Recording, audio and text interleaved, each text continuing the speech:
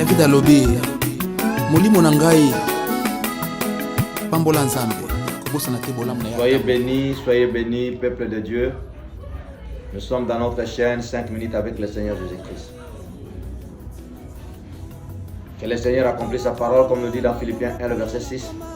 Une œuvre que lui commence, il l'amène à la fin. Et dans Ecclésiaste 7, 8, il nous dit la fin d'une chose va le mieux que le commencement. Toi qui as commencé avec nous notre chaîne, ne t'arrête pas, continue. Tu ne manqueras pas un témoignage. Nous sommes appelés enfants de Dieu en puissance et en témoignage. Et même la Bible, si nous lisons dans le livre de Josué, on l'appelle l'arche de témoignage. Tu ne manqueras pas ton témoignage. Au travers de cette chaîne, il y a quelque chose que le Seigneur fera. Nous sommes dans notre enseignement sur la conscience acquise par leur conscience. Première conscience, nous parlons de conscience pure. Deuxième conscience, nous avons parlé de conscience impure ou souillée. Troisième conscience, c'est conscience incrédule. La Bible déclare dans Hébreux 3, le verset 12, il y a des gens qui ont un cœur mauvais et incrédule. Un incrédule, la Bible nous dit, dans 2 Corinthiens 4, le verset 4, Dieu de ces siècles les a aveuglés. C'est pourquoi nous pouvons aussi appeler ceux qui ont cette conscience incrédule comme les Éthiopiens. Car la Bible nous dit dans Jérémie 13, le verset 23, un Éthiopien peut-il changer sa peau? Un léopard ses taches. Vous qui êtes accoutumés à faire le mal, pourrez-vous faire du bien? Un Éthiopien, c'est quelqu'un qui ne peut pas changer.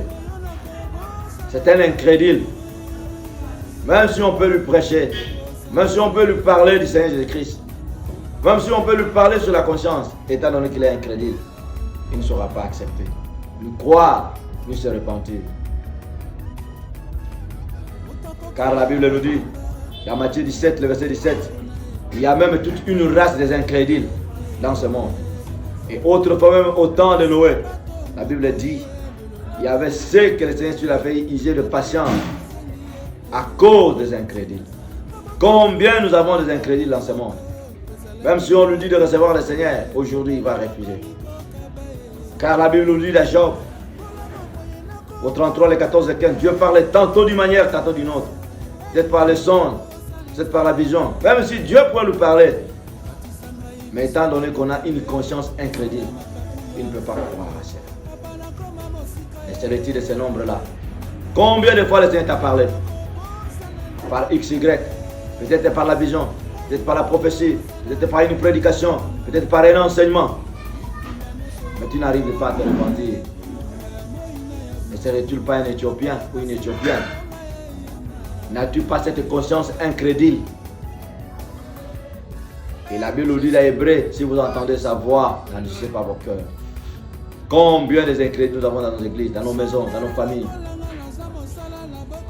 Quand on ne voit pas les gens se mettre à la brèche pour implorer la grâce de Dieu, que le Seigneur touche tous les incrédules à rencontrer le Seigneur. Car Apocalypse 12, 12 nous dit malheur à la terre et à la mer, car le diable est descendu vers vous, animé d'une très grande colère, c'est ça qu'il a fait.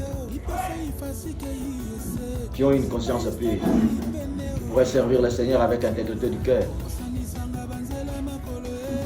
Combien ont la conscience souillée et impure? Il n'y a que de bêtises et de sottises qui sortent de leur bouche. Combien ont cette conscience incrédule? Surtout quand on arrive à un certain niveau, les gens se font des incontestés, ils n'acceptent plus de remarques.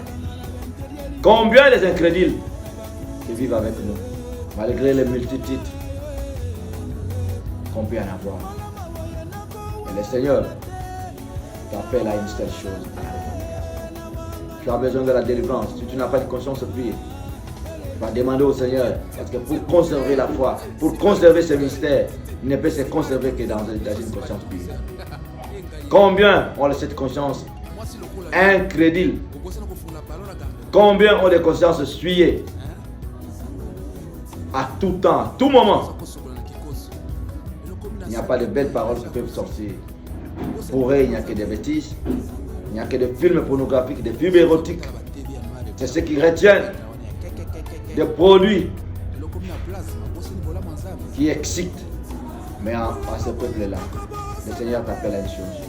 Examine-toi. Tu n'es pas un incrédule. Comment tu reçois la parole? Est-ce que cette parole produit des fruits ou pas? Parce que la bonne semence qui est tombée de la bonne terre a produit des fruits. Mais toi, la semence qui tombe à toi, quel fruit cela crée? Que le Seigneur vous aide.